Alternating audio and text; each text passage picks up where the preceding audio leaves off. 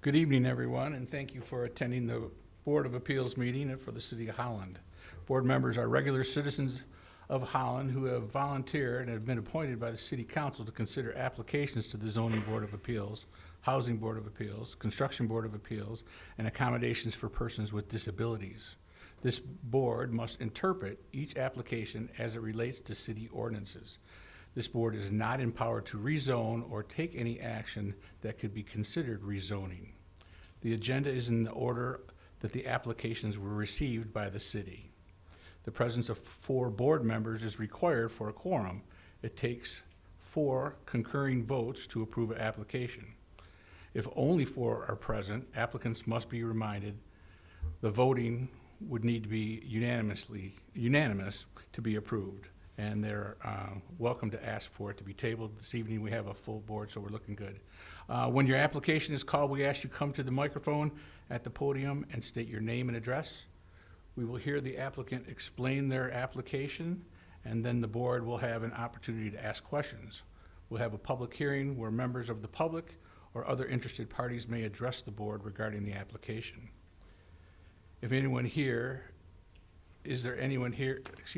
If there is anyone here to give public comment, we allow each person to speak one time. Comments shall be directed to the board, and comments must be limited to 5 minutes.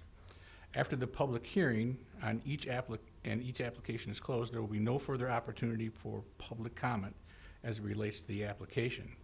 Decisions of the board are final and are effective the day of such decision. Applicants may appeal decisions to the circuit court in accordance with state law. If you elect not to stay for our deliberations and decisions, you may call the Community and Neighborhood Services Department after 8:30 tomorrow morning to learn the results. Meetings are streamed live, online, and recorded and available for view on the city's YouTube channel. First item of business is our old business, and that's approving the meeting minutes.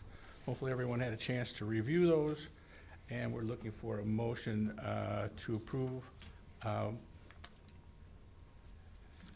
Do I have one? I move that we approve the minutes. All right. I hear a vote of everyone by saying aye. Aye. Anyone not approving, same sign. Okay, it sounds like we're approved. So next item is there any member of the public here who would like to address the board for an item that is not listed on tonight's agenda?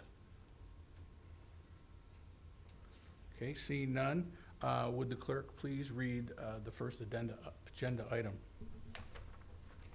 Okay, so it is 124 West 12th Street, aka 111 West 13th Street, application number 25.05Z. Brad Lumen's EV Construction is requesting a variance on behalf of Third Reformed Church for a new fence at their property located at 124 West 12th Street, aka 111 West 13th Street. The fence would be located 0 feet from the property line where a 1 foot setback is required, and will be 4 feet 4 inches tall, where the maximum height is 4 feet. The Board of Appeals may approve this request if certain conditions are met. Could the first applicant approach the podium, state their name and address, and explain the application, please?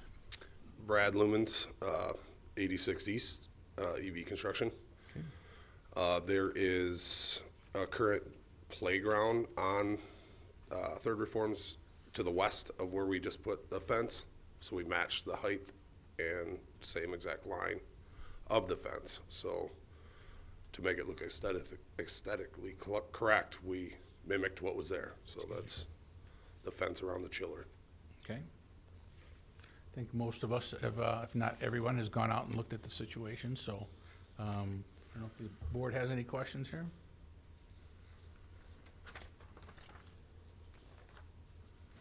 Is there, you have something? Is there, I mean, are there unique circumstances that would warrant a variance for that fence? Like you said, is this a lot Yeah, is it, weird or? is it a strange, shape or? No, it's not a strange shape. It's just we followed the exact same line. It would actually look incorrect if it was lower and, with a 1 foot setback. We followed exactly what the playground adjacent to it has. Thank you.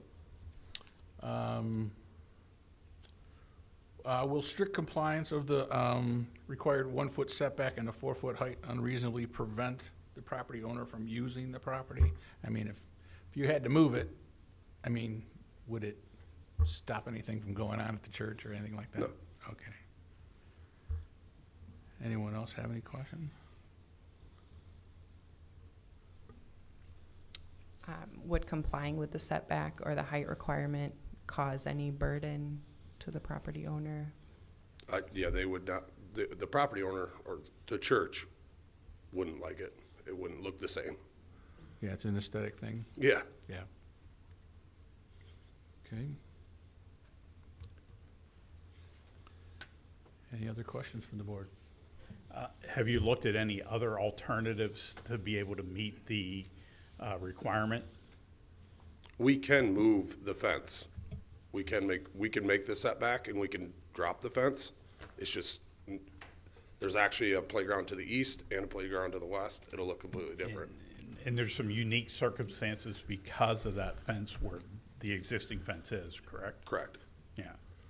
So we're just, we're just looking at what caused the new addition of that fencing. Matching the existing, so Yeah. it looks correct. Okay, any more questions from the board? Yeah, were you aware of the setback rule at the time when you designed the fence and built the fence, that you needed to be 1 foot back? No. You weren't aware of that? Were you aware that the fence that is at the property line now was placed there with different rules that were established for setbacks? No. You weren't Nope. aware of any of that? In conversation with the church, is just, yeah, it's gonna look great. Match exactly what we have. So, Okay. Any other questions from the board? Yeah, if you were to move the fence back, I'm sorry, let's focus on the height of the fence. What would be the plan if you were not given an exception or a variance to the height of the fence? we'll move it. No, I mean the height, like, would you be able to use the same material, drop that fence? No, Okay. we'll have to do all new fence. Okay, anything else? Any other questions? You got any other comments? Nope. Okay, thank you. We're going to open up the meeting to the public, or looking for comments from anybody else in regards to this fencing request. Anybody want to talk about it? All right, seeing none, we'll close the public comments and we'll talk amongst the board. See if there's any questions or comments or feelings on the topic, and then we'll be looking for a motion one way or another. Motion and support. I would support a move to deny this application. I think being ignorant of the rules is not a justification for putting the fence in the wrong place. There's plenty of precedents that we've had at this board with placing fences right at the property line, right at the sidewalk line, which we've denied in the past. There's practical reasons for that, including the snowplow needs that 1 foot to be able to go past it. The existing fence that's there already was placed there with a different set of rules that were replaced by recently by new rules about this moving fences back away from the sidewalk. And so I would be in favor of not approving this variance. My input would be, as much as I like what you did and I see the reasoning all behind it, unfortunately, the rules changed and a new fence needs to meet different criteria, so. Just to put the new existing fence at the, so that everything looks well, doesn't answer the questions moving forward as far as what would be in line with the new set of rules and the new set of expectations of where fences should be, because times have changed and rules have changed. So there's other options available to to take care of this than to just put an existing fence where it just kind of looks nice. Did the rule change for the height of the fence at the same time as the positioning of the fence? I don't, you'd have to ask Tricia that. No. I think the fence height has always been limited to 4 feet. I don't know how the existing fence is 4 feet 4 inches tall, if it predated the previous ordinance. I don't know when the previous playground fence was installed. But I believe that the 4-foot height limitation has been in place for more than 5 years. So there's no variance on record for that Correct. previous fence being approved for an additional height over that Correct. 4-foot limit? Yes. Okay. Correct.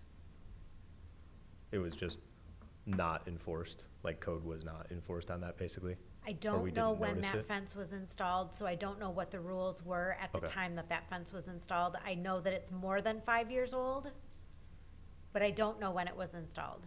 Okay. I'm feeling fairly gray on the height issue because of that. So, but I think I'm, So the existing fence, as it stands, because it's been in place for more than 7 years, is grandfathered in for the location and the height. All new fences have to meet the new requirements. So if the existing playground fence were to be removed and replaced, it would have to meet all of the same conditions, the 4-foot height and the 1-foot setback. That applies to all newly installed fences. Any existing fence that's been in place for more than 7 years, according to the state of Michigan and the Zoning Enabling Act, is grandfathered in, and we can't force them to change it. But new construction and new fences have to meet the new code requirements. Am I allowed to comment on that, or no? That's up to the chair, because the public hearing has been closed. So he would need to reopen the public hearing. I think I don't know. For him to. Because we could reuse the fence. If it can stay the same height, I'll bring it back. Okay. You don't need to vote to reopen the public hearing. You could just state that the public hearing is reopened. If the height is allowed to remain the same, the setback can be done because we can match. Right. So that would be, we can get the 1-foot setback and still keep the same exact lines with the fence. Thank you. So, public hearing is closed. As we talked about in our study session, you know, if you're looking on breaking this apart, then it's gonna have to be 2 motions. Right now, it's to deny it, or excuse me, the question at hand is to push it back and to lower it. So if you're going to make a motion, if in fact you say, okay, I make a motion to deny, then you're saying push it back and lower it. And I support that. I don't see any reason, literally, I don't see any reason why not to have it conform to the rules. There's no explanation that makes it required. There's perhaps a cost, but that should be mitigated against the lack of knowledge of building a fence and coming into the city and finding out what the current rules are. So I don't support leaving the fence at 4 foot 4 inches either, because there's just no reason to do it. And then you have the legal questions in front of you. So they have to meet all of the legal tests in order to get approved for the variance, whether you break it apart or keep it as one. So if they fail one of those items in the deny column, then the whole application is denied. They would have to meet all of the legal tests. And all of these legal questions come from the Michigan Zoning Enabling Act and were put in our zoning ordinance based on that. So for the members of the audience, basically, we are giving these questions to ask to everybody. They're the Some are same- different depending on They're the the same type of. questions on the application that they filled out and correct. submitted. Right. But this is the criteria that we use. Any more discussion about it? Then we're looking for a motion, please. I make the motion to deny the variance for the new fence. I second. Thank you. Now you have to go through your list. So you'll walk through each one of those and say whether you feel it is unique circumstance. Just go through each one based on what you've heard in the. Okay. Well, We don't feel, or I don't feel that these circumstances are unique enough, that the physical conditions of the property really aren't, they don't warrant a variance at this point. And Jane, can you tell us why you feel that way? Because the chiller that it's surrounding has an adequate pad around it. It has gravel around it as a buffer, and putting a 1-foot setback is not going to take that much of the property away from that chiller unit. I also feel that the fence being at 4 feet, not at 4'4", wouldn't look terrible. It would be aesthetically pleasing. And I do feel that the reason for the variance right now is self-created because, as my colleague said, there was not an inquiry into the current zoning rules in place. Will this unreasonably prevent the property owner from using the property? It won't, because it's not going to interfere with the chiller at all in any way. So it's aesthetic only that it would be requested for the variance. Also, I'm thinking that if something would happen to the playground fence, you would also then need to go for another variance to get that playground fence rebuilt. So it would have to match then the chiller fence. So I think going forward, looking at future, that you wouldn't have to go for a variance again. You could match that height. And then also,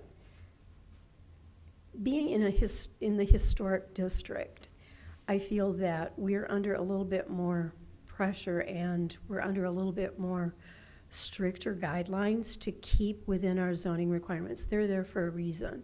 And we don't want to have a bunch of fences that are going to be close and to the sidewalk and taller than what the zoning requirement states in that district specifically. I think we need to keep the rules and regulations pretty strictly adhered to there. Fred, if I'm counting for Rachel, I think maybe the first one could need a little bit of clarification, and the last one as a seconding motion individual. I don't think there's any unique circumstances of the property, physical conditions of the property that would warrant a change in the rules.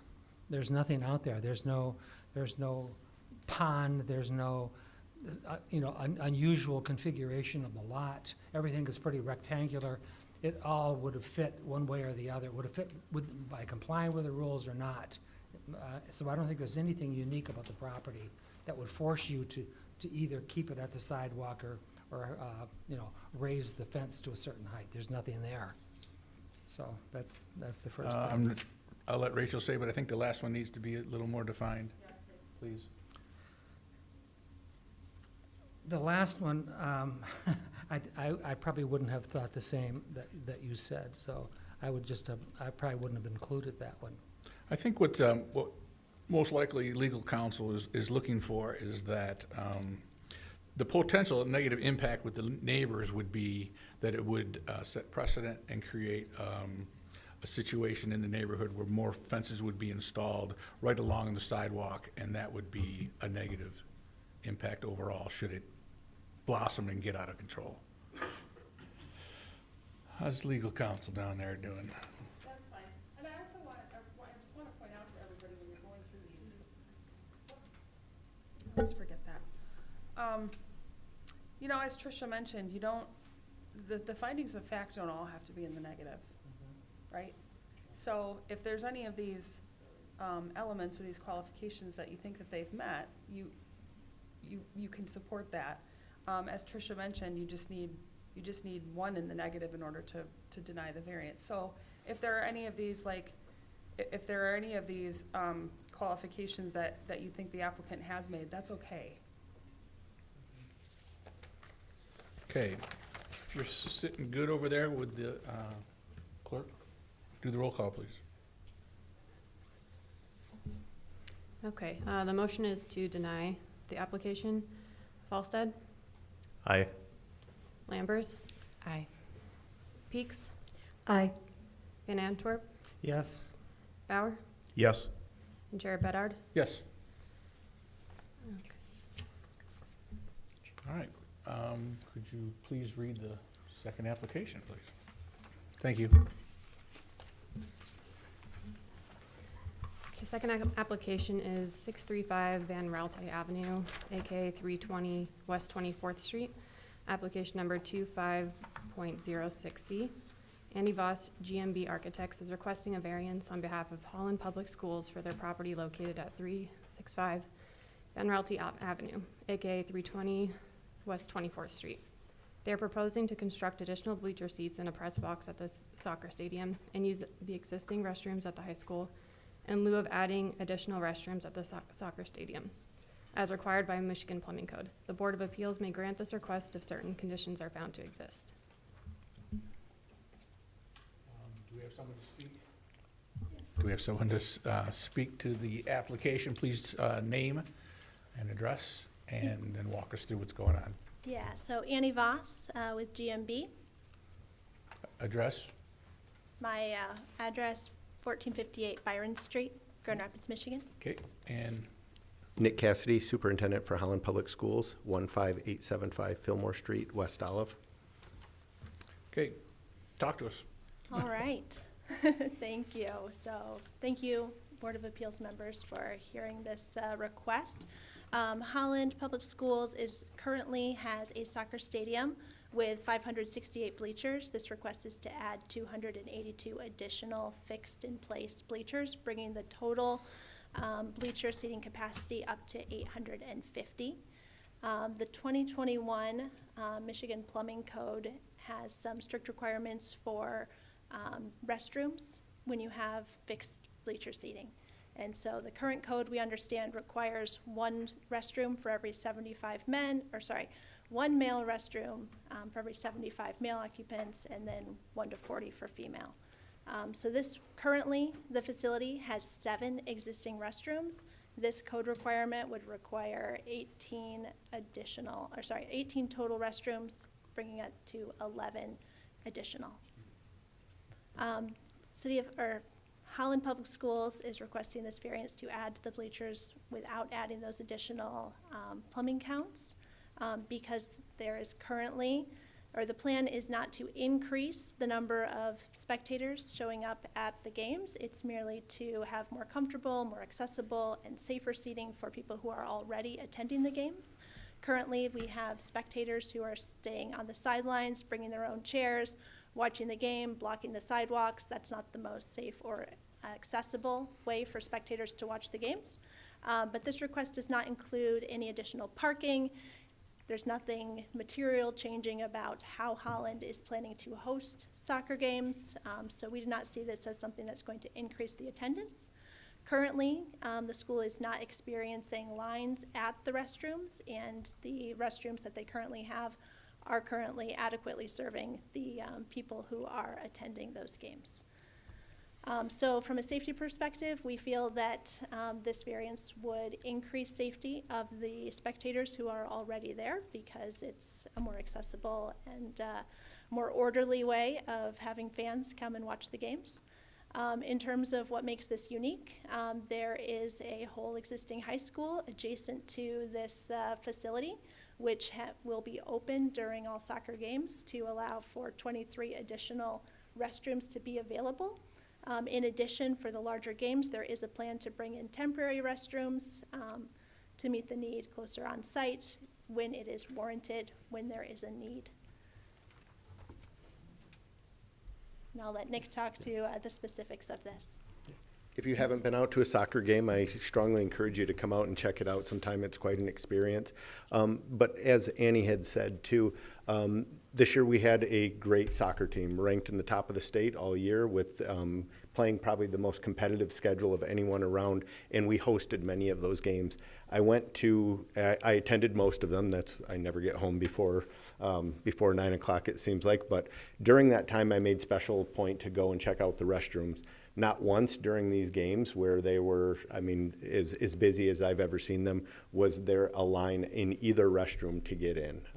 When I asked some of the patrons and parents and female parents, have you ever had to wait at all? They said even the busiest games that they've ever had, they've never had to wait to get in to use a restroom. So we're not going to be increasing the number of spectators. It's just a matter of making it more accessible for fans to be able to see the games and not stand. In some cases, they're standing multiple deep and blocking the views of some people who have to sit down and can't get up close to the gate. Another thing that I think is important to note is that when we passed this bond in 2021, which included this, that the code for this had not changed at that time. So in the time that we have put this in place, we've been interrupted by COVID, we've pushed stuff back. Costs to put this in have increased by about 60% to finish the bond. And this is an ordinance that we want to be proactive and come to you to talk about different solutions we have to make sure that we can go forward in making a more pleasurable viewing experience for our community.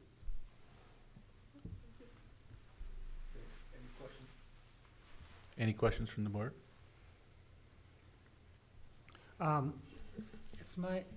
It's my understanding that in order to reach the additional bathrooms at the high school, where in particular are those bathrooms? Is it where it's shown on the diagram here? Correct. Right Yep. at that location Yep, there? that's the door that would be open, and then the restrooms are then in close proximity to that door. And are those doors, would they be open the entire time? Correct, and there will also be signage at the soccer stadium directing where to go and stating that those are available. Okay. One thing that we had also stated that we could do is place signs in that parking lot as people are, before they even come across, like bathrooms are available here, just so they know, can use the restroom even before coming to the stadium. Mhm. What about crossing Ben Ralty? That seems like it's quite a dangerous idea to have send people over there that are crossing at night, possibly not adults in this case. What about that? Is there any provision for making that crossing safer, or do you have any Well, ideas we about do that? have blinking crosswalk there, don't we? We do have a blinking crosswalk there, but also knowing just how our restrooms are used, no one is going to walk to do that because we don't have lines currently at the bathrooms that are available there. I think the most usable way is to have them open as people come in to be able to use them before even coming across, but I don't think they'll be utilized even though they'll be open and available to them. But if there was an increase, let's say the unexpected thing happens and you get a 25% increase in soccer fans coming to the games, that would be the fallback for you, right? That would be the fallback, or if it happened to be, let's just say we hosted a regional finals coming in and we anticipated that we would be packing out this, we could bring in portable bathrooms during that time to make that. The one thing that to keep in mind too is these bleachers were put in 2012. At that time, our school had 1,000 more students than what we have right now. And so we've been pleasantly fortunate the last couple of years. We've rebounded a little bit by a couple students, but we'll never have the capacity that we even had when these went in, 15 years ago, or 12, 13 years ago. I don't think that the rules that are in place allow you to count temporary bathrooms to meet the rules. I think they have to be fixed bathrooms, so even though you're talking about bringing in portable bathrooms, it doesn't count against the rules as far as what I understand. Yes, that's why we're requesting the variance, because we can't rely on those to meet the letter of the code as it is currently written. And as we The talk va- about adding bleachers and adding comfort for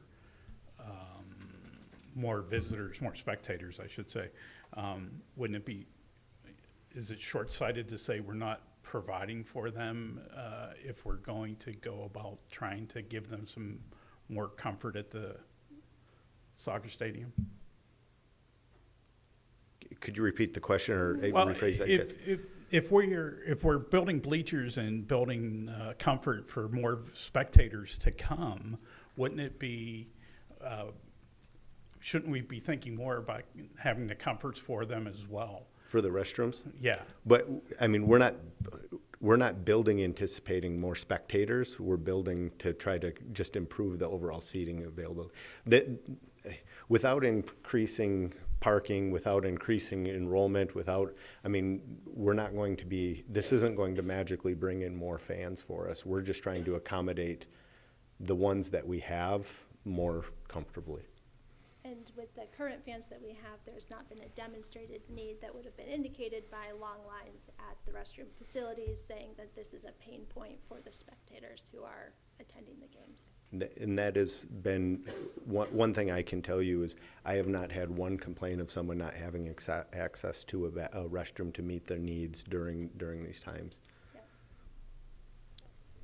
Do you ever have tennis matches and soccer matches at the same time? So there are once in a while. We'd also make sure that any of the big soccer matches they're never scheduled on the same night. So you're consciously scheduling them Correct. on off times? Okay. Yes. And when the events are being held, do they park on the street as well?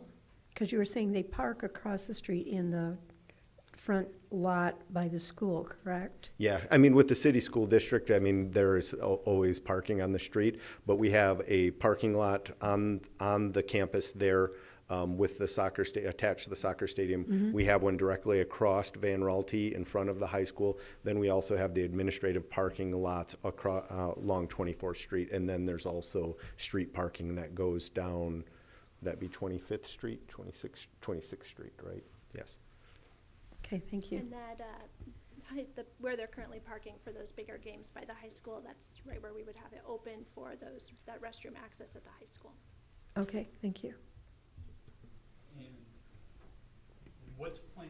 Excuse me. What would be the secondary plan if this got denied? What would you do at this point? If this was denied, we would have to reconsider whether or not we want to invest money into bleachers, because the cost of adding the additional restrooms that we don't feel would be necessary would not, I mean, I don't think it would be worth our investment into those bleachers to do that. I mean, because we would spend more on additional bathrooms than we would for adding the bleachers to make it more comfortable for our fans. Additionally, there's limited space around the current restroom building, so there would need to be a lot of creativity about how to rework kind of how the site is functioning in order to fit additional restrooms in that area. In order to add the additional restrooms there, it would take away any storage and some of the concession stand areas that we'd have, which would probably make us put in an additional storage facility just to be able to accommodate that. And that's a tough thing with Holland in the city. We're a very tight footprint that we have anywhere we're doing. So like right now, even looking at this, we're pretty limited on where we could even add those bleachers to be able to add on to the back of them. That's still taking away some space, but we'd be freeing it up by allowing people to not be standing and blocking the view of others. If we were to deny the variance request and you had to increase, and you decided to go ahead with the bleachers, is the infrastructure in place at the current restrooms that you have that you could expand at that location? That's something that I mean, the water lines, whatever it takes to build a bathroom, to expand the bathroom, could you build upon what you've already got there? Is it possible? Yes. I mean, time and money can build almost anything, but would it be worth it for us? We would have to go back and really reevaluate this. I mean, my concern is that one of the reasons why I'm a little bit negative about this is that I'm concerned that miscalculating this could cause more people to have to cross Van Raalte, and that would be a dangerous thing in my mind. Especially, you attend a soccer match and you see how kids quite often don't stay with their parents, they don't stay with adults, they're all over the place, and they would all go off as a group and cross the street, and you know, think it's all safe and all that because that's what's been provided for them. And they're there, and then it's a very dangerous situation, especially at night, especially with teenagers not paying much attention to what they're doing. I would feel kind of concerned about that. So if you miscalculated, if there's a growth in the interest in soccer, if suddenly a lot of people came and you didn't provide that, or if we allowed you to have this variance, I would feel we may be creating an unsafe situation. So that's why I'm a little reluctant to support the variance. Yeah, and I understand that. I mean, I have the same worries every morning when we're asking kids to walk to school and cross streets in the city. I mean, it's one of the things that we deal with that hardly any other school districts do at the same level. As we've said, I don't see this increasing the demand for bathrooms at all. And while we would request the variance to be able to meet the code there, I don't see that being increasing use other than people using it before they even cross into the stadium. Right now, there's no lines to get into the bathroom. I've never had to wait to use the restroom at even our most crowded events. Is this stadium or bleacher expansion part of the bond issue, and you're just picking it up at the end? That's correct. Okay. Yes. Yep. Just trying to understand how that went down.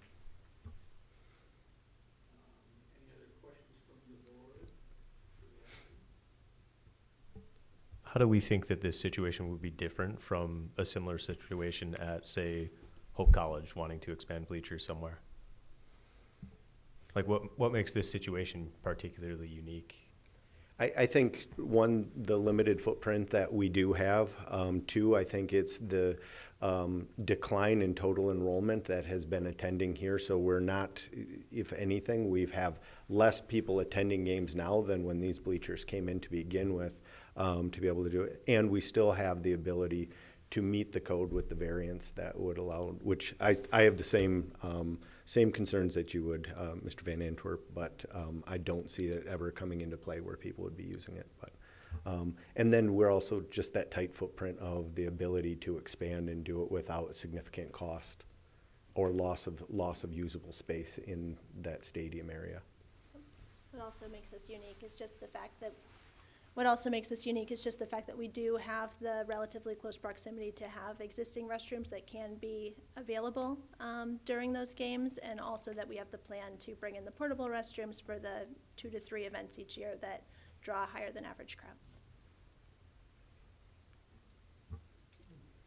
Any other questions by the board for the applicant? I have a question. Go for it. Earlier in the study session, we talked about this is a 650-foot radius to the bleachers, from the school entrance to the bleachers.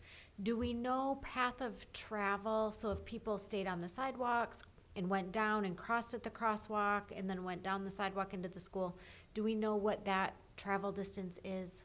I did not calculate that specific distance, but looking at it, it would be less than 1,000 feet. Okay. It's a pretty straight line, and the one thing is, when looking at practical use of this, of the people that would use it, I mean, the 3 parking lots where they would park outside of the one that's attached to the soccer field, they would all walk directly past this, to and from their to and from the stadium. And then I have one more question. We know that a lot of schools are putting in additional security measures to help restrict who can get into the buildings and how far they can go in the buildings. So does this doorway have any of those additional security measures, or can you just unlock it, leave it open, and then any member of the public can get in and out of the building and in and out of the bathrooms?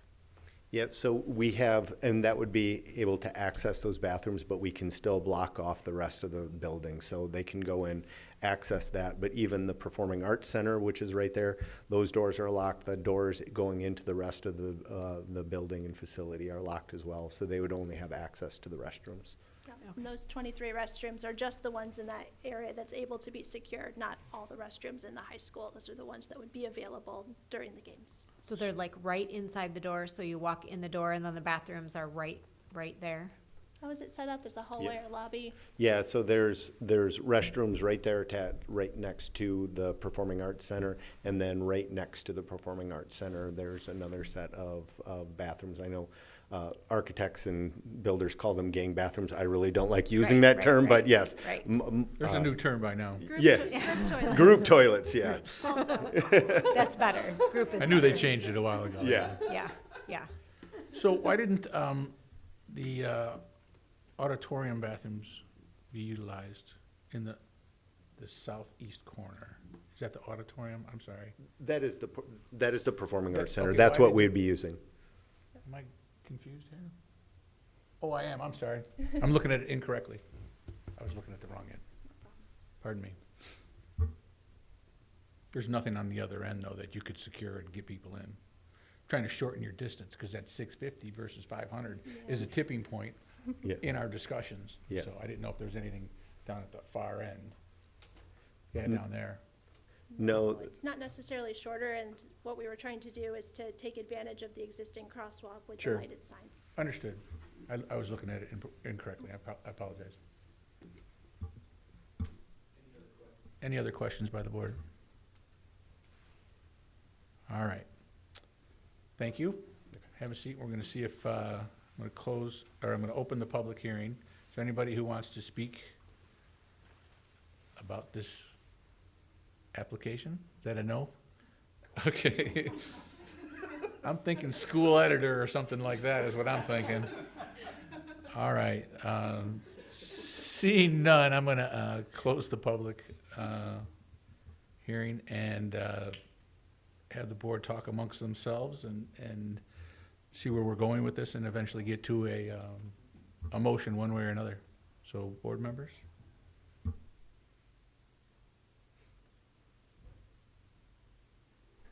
I think it's pretty difficult to approve or deny. It's a difficult situation. Obviously, the school administrators are responsible people. They're aware of the behavior of the students. They're careful. They're, worried also about the safety of the students and all that. And so, on the other hand, there's some pretty clear rules that need to be adhered to, and that's what the variance is requesting. And it's difficult to approve something from my perspective, it's difficult to approve something like this, because if there's a miscalculation and there's suddenly a greater need to cross that street, then I would feel like we weren't doing an adequate job by approving it. Fred, with all due respect, I think it really would not have a change in the number of fans. I mean, you're not gonna persuade fans to go to a soccer game because we have bigger bleachers there. Mm-hmm. So I don't think the safety issue is valid because the number of people crossing that street wouldn't change if we allow this variance. It may change if we, right, because their plan B is not to do it. So there's really no change in the number of spectators based off of us allowing this variance or not. Mm-hmm. Unless that's wrong. I mean, there's been a tremendous growth of interest in soccer over the past 10 years. Soccer's really become a major sport now, and so I think there has been a growth in spectators, and the whole sport has gotten greater. And so I could see, I mean, I know what you're saying, there's probably it's unlikely, Sure. but the potential is there as well. And on the other hand, I kind of think that if the school saw that there's a growth, if there are students heading that way to cross the street, they may try to do something about it. But that's why I find it difficult to approve or to deny this at the moment. I'm waiting to hear what the other board members are thinking. I would go back to the code. We have a code that says, hey, if you're going to do this permanent structure, which is the bleachers, this is what you need to provide. And I think that goes across, not only in this situation, but many situations that we run across in restaurants or commercial buildings or anything like that. So we can't just blatantly say, maybe not. I think we need to really look at that code, and why that code was there was to protect the public in the long term as we look at, more permanent structures, that this is what you need to provide. I think if you would approve this variance, it would set precedent and it would fly in the face of the code and it would just repeat itself. And I don't think we can I don't think we can take that lightly. Everything you may be saying is accurate, and I get it. Unfortunately, as soon as it becomes permanent, they count the permanent seats for the butts, and the count starts for the bathrooms, and personally, probably am not in support of this. I'll be paying for it should you decide to do something different or have to ante up, and I don't want to do that.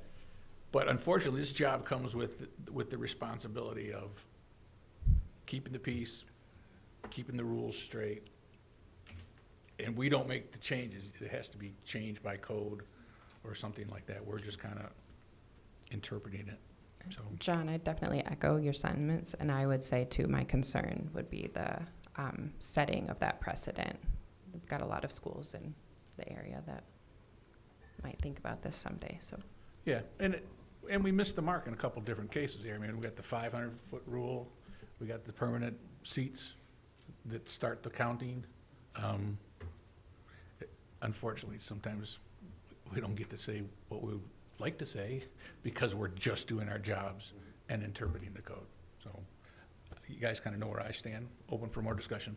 So I think I'm generally in favor of the exception, but could be swayed because, so what we're talking about here, I think, gets to question number 3, which is this general or recurrent in nature, so as to make an amendment to the code because other property owners will request the same variance? And I think in talking about the uniqueness, they made interesting arguments about the limited footprint and decline in total enrollment that make their situation fairly unique. I don't think those would be the same in all situations. So I don't know that there's necessarily a precedent, but we would want to be very specific about why, and that gets to the because statements Sure. when we talk about these questions. Yep. So I think that there's potentially an argument to approve there when we're talking about that question. Do we want to roll into other questions or discuss more on that one? Keep rolling. Okay. Oh, I have a Go comment. ahead. I'm sorry, I'm not a voting member, but I do have a comment that the applicant largely presented this whole plan for the bleachers as a convenience for the spectators. And with that comes this obligation to provide what the code says that you need to provide. So I think that that's kind of a centerpiece of, this isn't a necessity, it's a convenience for, and an understandable one. It would be an upgrade probably for those who are attending the game. And of course, you're weighing the real world balance of the actual need that you see, boots on the ground, and the bathrooms are available.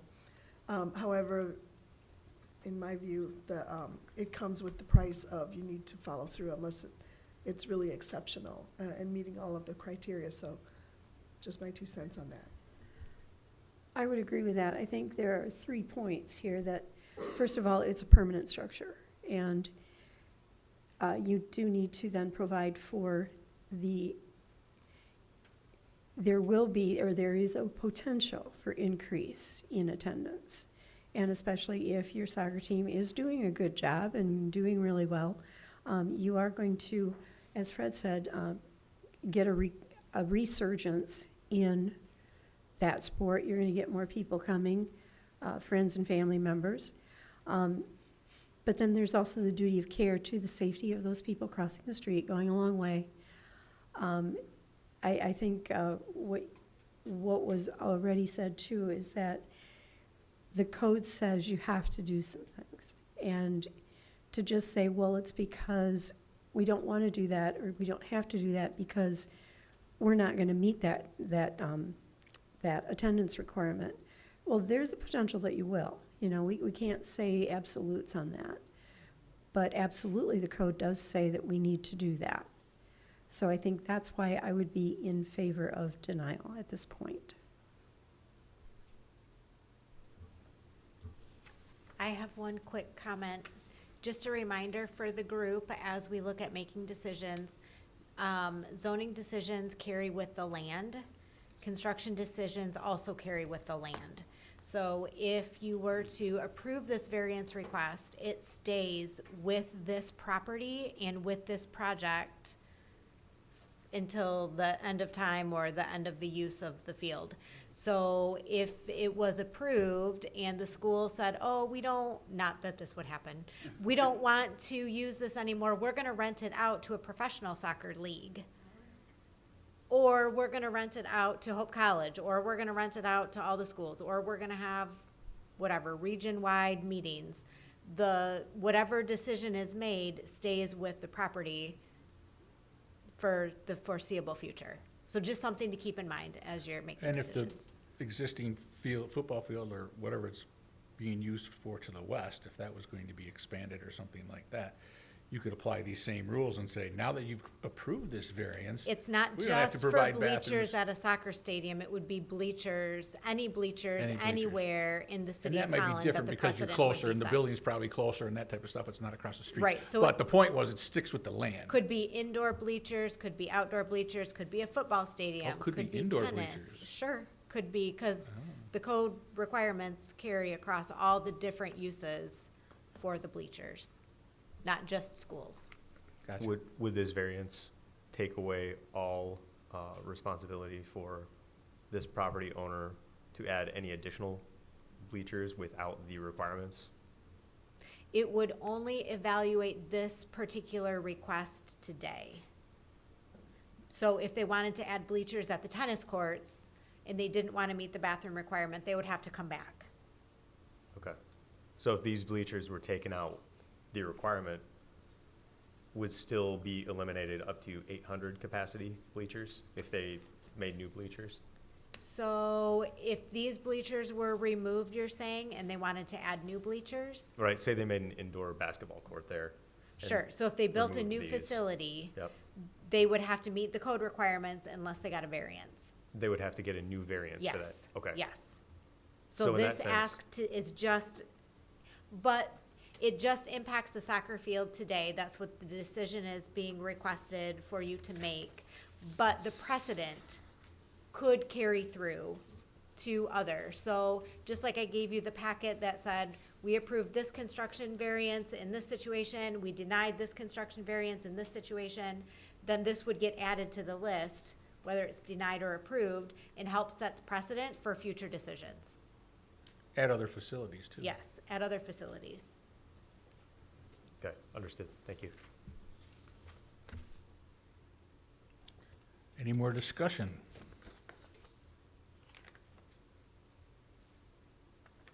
Hearing none, we're looking for a motion.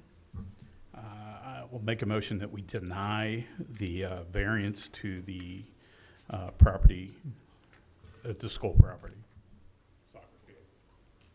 Support. I support.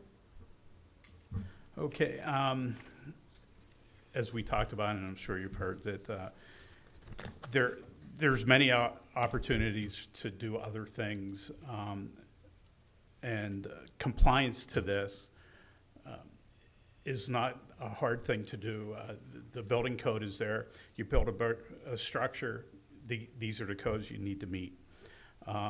There's a line in the second question, the bathroom facility is adequate for the intended use. We don't know, but the line is safety and welfare of the people. And if we're asking some kids to cross the street or for whatever reason, I don't know if we actually have the welfare in mind for them. And the request, I think, just makes sense for the long-term, denying the request makes sense for the long-term aspect of what are we doing? If we're building a structure, we need to have the adequate facilities for those structures.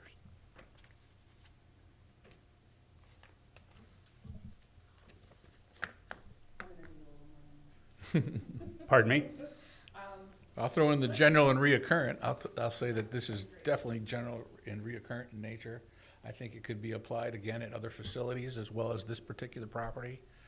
It could be applied to, although there's not a whole lot of other school-type facilities in the city, there are a few that this could be impacting, especially Hope College. This could set a heck of a precedent over there, Black River, yep. I mean, we have a couple, three or whatever, who might have facilities like this, but that would take care of the last one.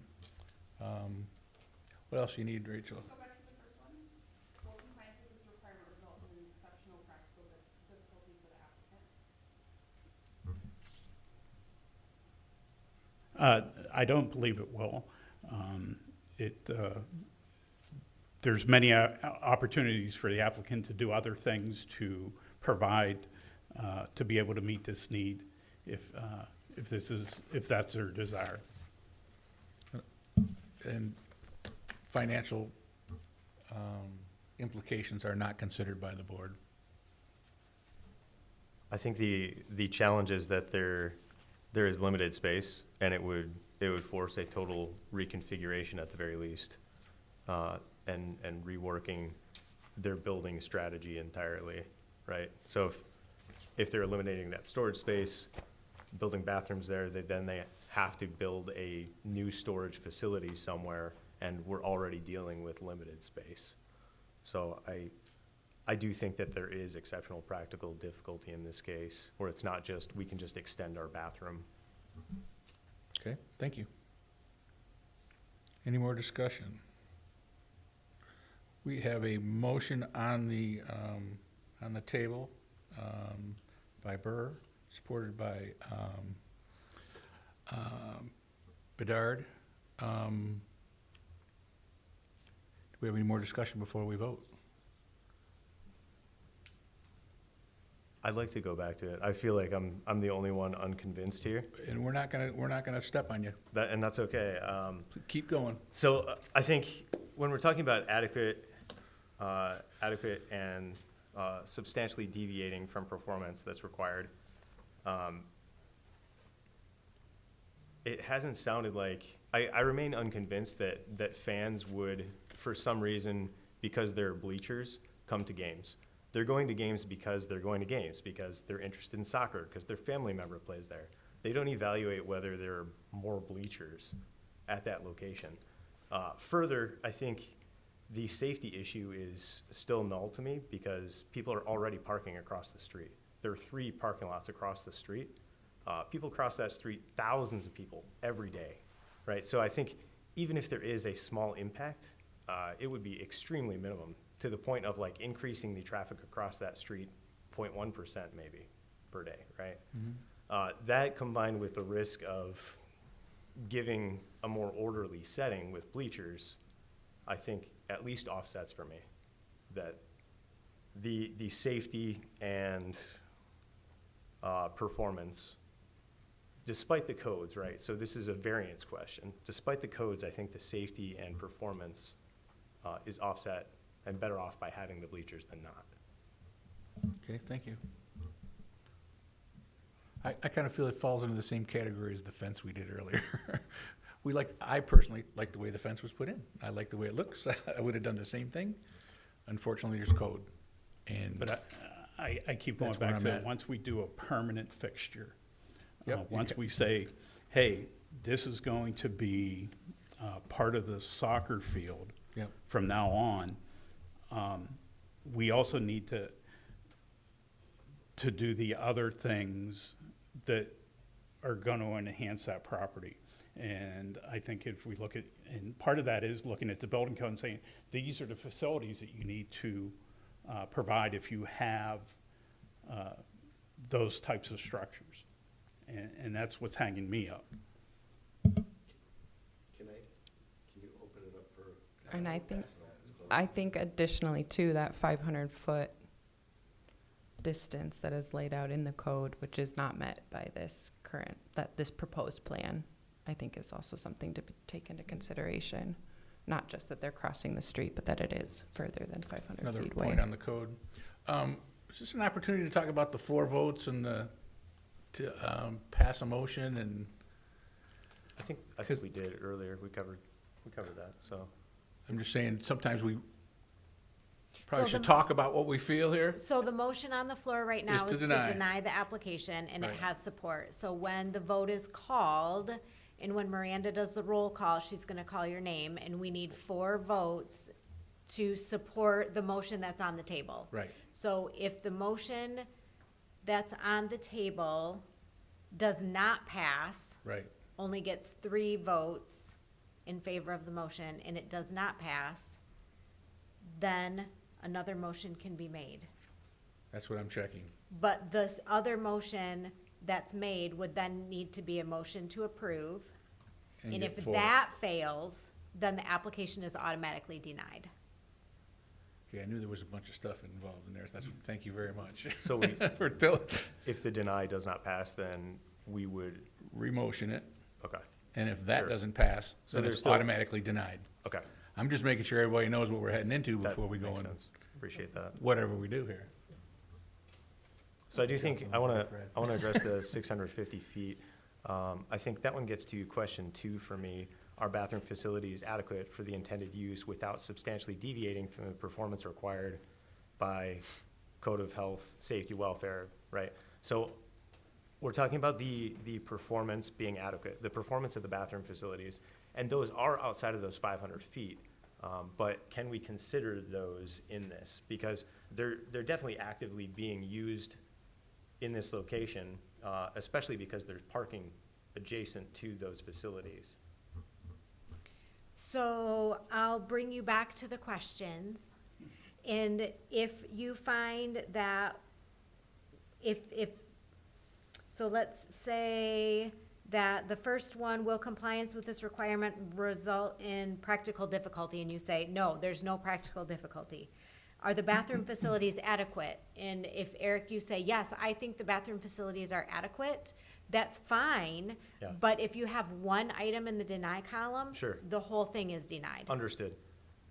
Does that answer your question? It does. My question was specific to that 500 feet. That's just another piece that we're requesting a variance on. So the And I'm saying that does get to question 2 for me, because I think that those facilities and the proof that there have never been complaints, and my belief that bleachers in themselves will not increase fans, right? So say we have 500 fans today coming, if the sport gets really popular and there are 1,000, that's not gonna be impacted by bleachers at all, right? So I think facilities seem to be adequate today. And I think this does put an exceptional practical difficulty because of the amount of building relocation that would have to be done for this facility, for them to meet code, right? So I would say that in my opinion, Tricia, sitting here today, I don't know that we know that. We Okay. don't have a whole footprint, we don't have a floor plan, we haven't discussed. They didn't say, well, we can't put them here and we can't put them here. Like, can they put them north? Can they put them west? I mean, I don't think we have enough information today to make that determination. Sure. So we're just looking at the facts of the application and the information that was provided to us. So in the building code, there is an exception for additional bathroom facilities that are located within 500 feet. Right. So if they could have somehow met that 500-foot distance, they wouldn't be here. Annie and I talked about that on the phone, and we did some measuring, and I know she did some extra measuring, and we couldn't figure out a way to make them meet the 500 feet and not come. So they're coming to ask permission to break the rules. So we have to be careful that we use the codes and the laws and the questions that you have to make sure that if we're allowing them to break the rules, that there's some really exceptional reasons why, and that nobody else is gonna come in and ask for the same thing. And I totally hear what you're saying about adding Sure. bleachers is not gonna automatically bring in more spectators, but you have to kind of look at the bigger picture. And it's not just the bleachers, but it's the other factors too on the property. So what makes the property unique, right? And Right. what I'm saying is what makes it unique is this isn't going to attract random fans, right? It's not like this is a commercial soccer field. Today it's not. Sure. But they could rent it out at some point, as you said. But if we're specific about our exception and apply conditions, I feel like we could get around that, but And there's probably some conditions that legally we can't, like, I don't think we can tell them that they can't ever sell their property. sure. So there are conditions that we can put that would be reasonable. They also need to be enforceable. so that if we do get complaints and I'm gonna go to every soccer game for the next year, I need to figure out how am I gonna enforce this and how is that gonna work? So they do have to be reasonable conditions that would be enforceable. Sure, understood. And again, the motion right now is to deny the application. Right. So if you feel strongly that it should be approved and not denied, and you want to vote no, you don't support, that's fine. But that goes back to John's question about, okay, well, what happens if 3 people do support it and 3 people don't? Then we're stuck in limbo. But if the motion fails and does not pass, then we can have a second motion that's different than the first motion. Okay. Can we open up to public comment after this motion is voted on? No. Okay. Please. Thank you. I think everybody wants to be able to approve it. I think that certainly it's a laudable purpose. You're trying to expand the comfort and the usability of your field and for the comfort of your fans. We haven't asked the hard questions about if you were denied, what would you do? You said you'd have to reconfigure. Right now, as it's proposed, as your space is spoken for, the bathroom facilities, the existing facilities are limited in space and footprint. But I mean, there are things you could do if you needed and wanted the bleachers enough and had to comply with the zoning ordinance. You could delete a tennis court. You could, there's choices to be made. This board is trying to make the right choice to accommodate, obviously. But the bigger picture is that the ordinances were comprised and determined with all of these requirements by people who put a lot more work and thought into what the needs of, having this requires the need for that. And that analysis has probably gone further than what our discussions have brought us through today. And it's the job of this board to really to deny more than they approve, in that everybody that comes before the Board of Appeals is asking for an exception to the law to the ordinances that are already there, that are known. And so I just make that comment to our board to keep in mind that we didn't dive into what would be Plan B terribly hard. There might be hard choices that might be need to be made on your part if that were the case. Thank you. Any additional questions or comments from the board? Hearing none, I think we need a vote, please. Okay, the motion is to deny. Falstead? No. Lambers? Aye. No? Peaks? Yeah, you're. Oh. It's okay? Yes, and I is okay? Okay, good. Okay, Sorry. that's okay. Peaks? Yes. Van Antwerp? Yes. Bauer? Yes? And Bedard? Yes, Okay, the motion tonight to deny passes. thank you. I don't believe we have any other business. I think we're just looking for a motion. Usually we do the meeting minutes at the end, but we'll move those to the front. Council, you have anything to say? You look like you were winding up to say something. All right, then the motion to deny, motion to adjourn. All in favor, say aye. Aye. Aye. Aye. Aye. Anybody who wants to hang out, say aye, but you're all alone.